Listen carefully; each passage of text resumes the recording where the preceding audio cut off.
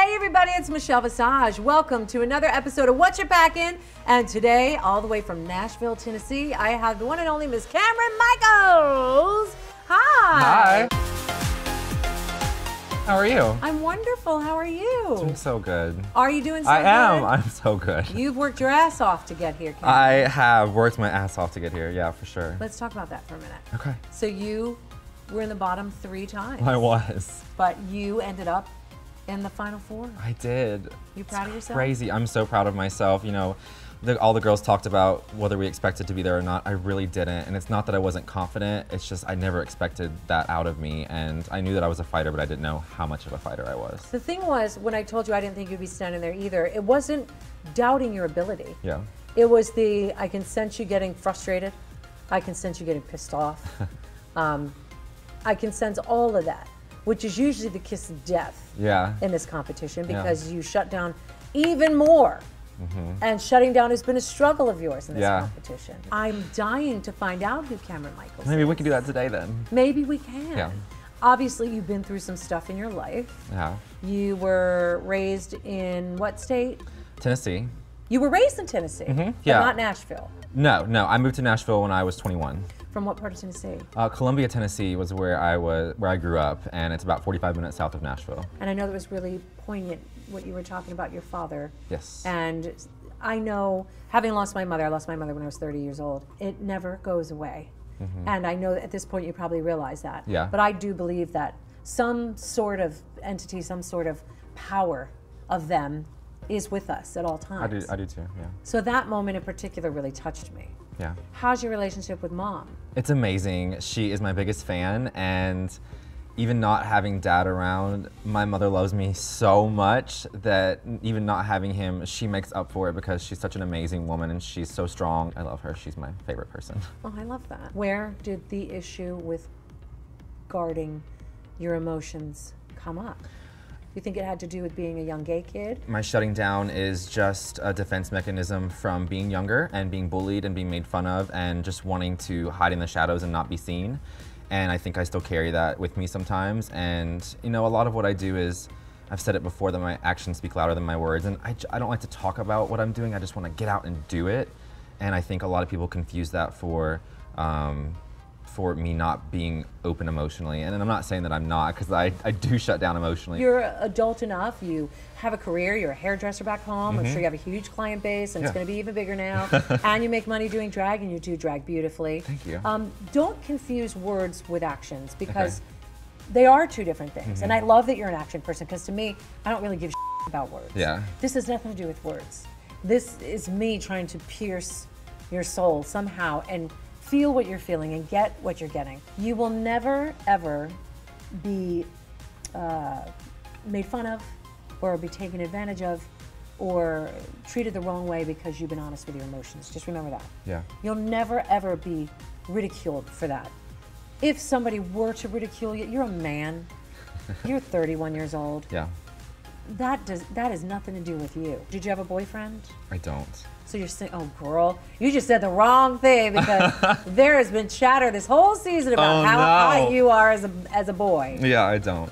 Really? I don't. I rarely date. I rarely date? Why? I attach really easily and I fall in love very quickly, and it scares a lot of people, I think. Falling in love or being needy? 2 different things. No, I think I fall in love really quickly. I immediately see things that I enjoy about a person and things that I'm looking for in a soulmate and a partner.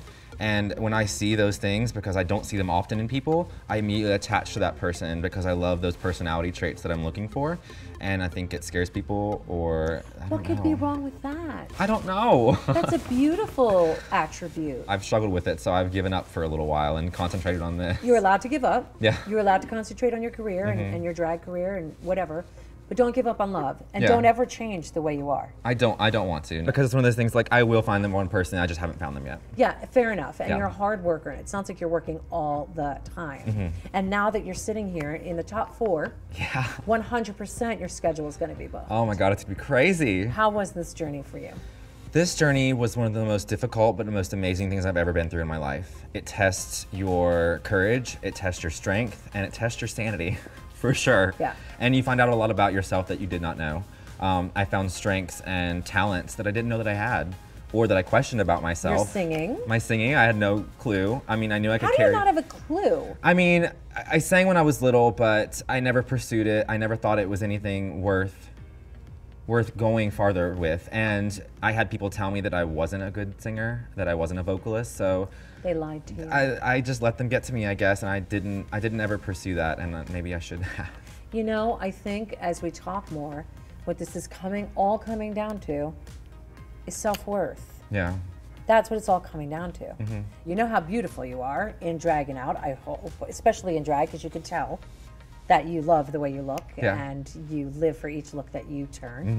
And I think what lies in there is this really sensitive, beautiful soul that doesn't feel like they're worthy of a great relationship or worthy of fame or worthy of success. Yeah. We got to stop that. Yeah, I have to get over that. It's getting better, I think. Because it's a hurdle that could really stop you from really spreading your wings. Yeah. Your beautiful feather wings. My beautiful feather wings. Yeah. That saved my ass. Did you make all these costumes yourself? I had a friend make my glitterific look for me, and then I had a designer back home make my final gown and my feather gown for me. And this one was actually, I think Frederick Lee was the designer that this was inspired by. I think it's almost a replica of that feather gown.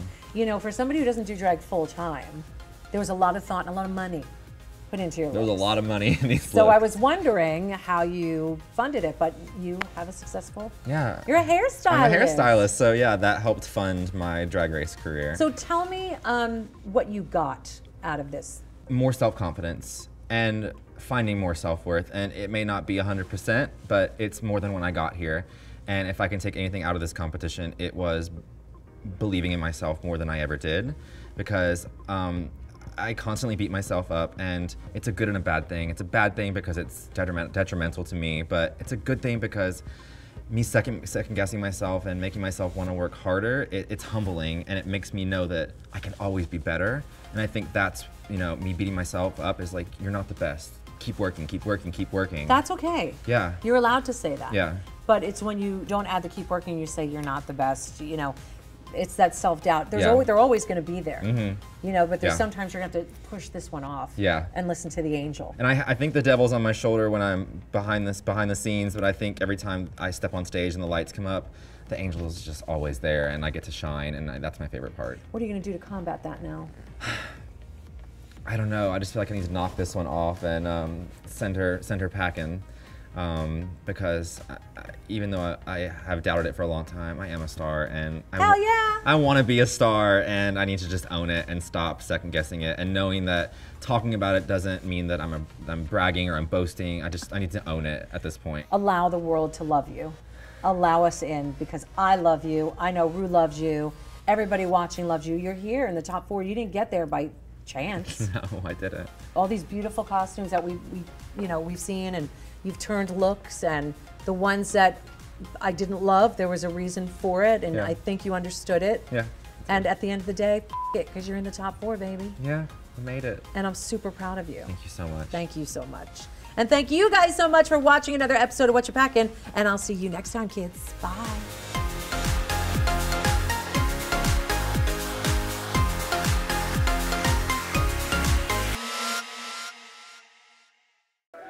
Hey, squirrel friend! When one video ends, just open up another one. It's called binge viewing. Go ahead. I support you.